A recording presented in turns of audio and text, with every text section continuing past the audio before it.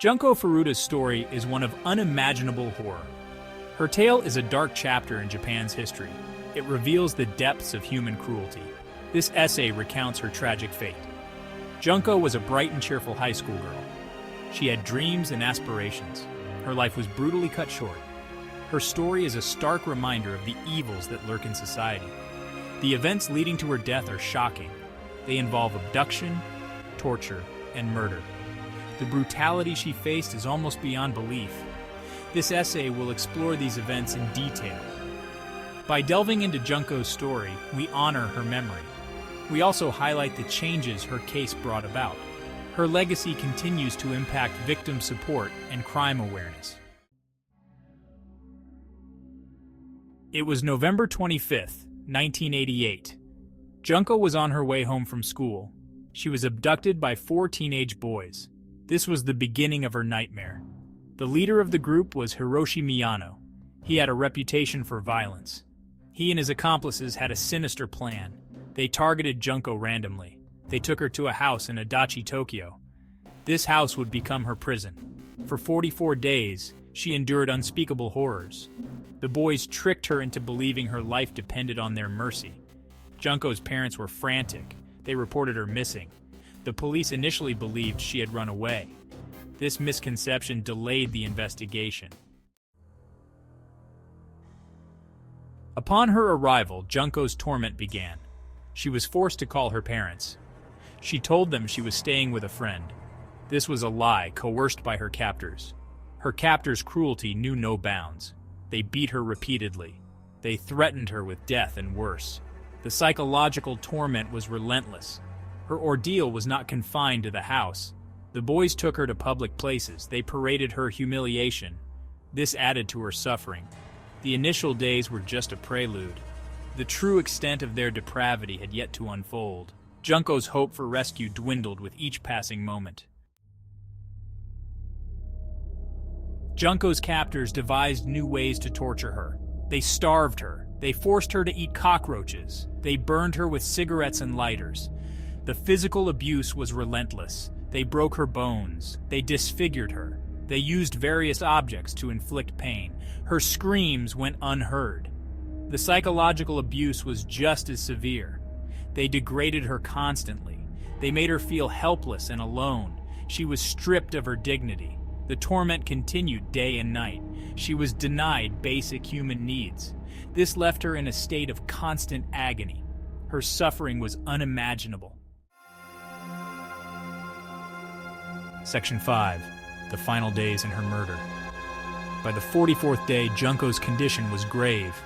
Her body was broken. Her will was shattered. She had endured more than any human should. On January 4th, 1989, her ordeal ended. The boys beat her one final time. This attack proved fatal. They left her to die in a filthy room. She succumbed to her injuries. The boys panicked. They decided to dispose of her body. They encased her in a drum filled with concrete. They believed they had hidden their crime. But Junko's story was far from over. Her death would soon be discovered. Justice would be sought. Section 6. Discovery and Investigation. Junko's body was discovered by chance. A passerby noticed the drum. Authorities were alerted. They made the grisly discovery.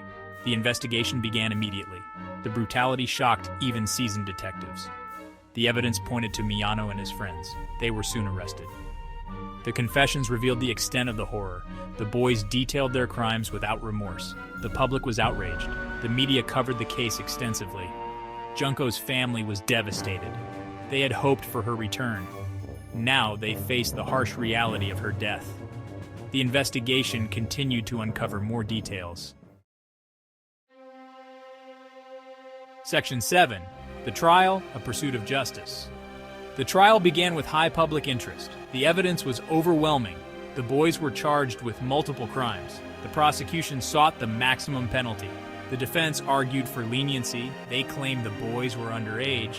They also cited their environment as a factor. This did not sit well with the public. The trial was a spectacle. Media coverage was extensive. The public demanded justice. They wanted to see the boys punished severely. The verdict was anticipated. The evidence had painted a clear picture. The boy's fate was in the hands of the judges. The pursuit of justice was underway. Section 8. Sentencing and public reaction. The sentences were announced. The boys received varied terms. Hiroshi Miyano, the leader, got 20 years. The others received lighter sentences. The public was outraged. They felt the sentences were too lenient. The brutality of the crime warranted harsher punishment. There were calls for legal reform. Junko's family was heartbroken. They believed justice was not served. The sentences did not match the severity of the crime. The public supported their sentiment. The reaction was a catalyst for change. The public's voice was heard. The case led to a re-evaluation of the legal system. It sparked a movement for reform. Section 9. Legal reforms post-trial. The case had a lasting impact. It led to changes in Japanese law. There was a push for stricter penalties for violent crimes. The age of criminal responsibility was debated. Victim support services were improved. The government recognized the need for better resources. Junko's case highlighted the gaps in the system. Reforms were implemented. Public awareness increased. People were more vigilant. They demanded better protection for victims. The case became a catalyst for social change. Junko's legacy influenced these changes. Her story was a turning point. It brought attention to the flaws in the system. The reforms aimed to prevent such horrors in the future.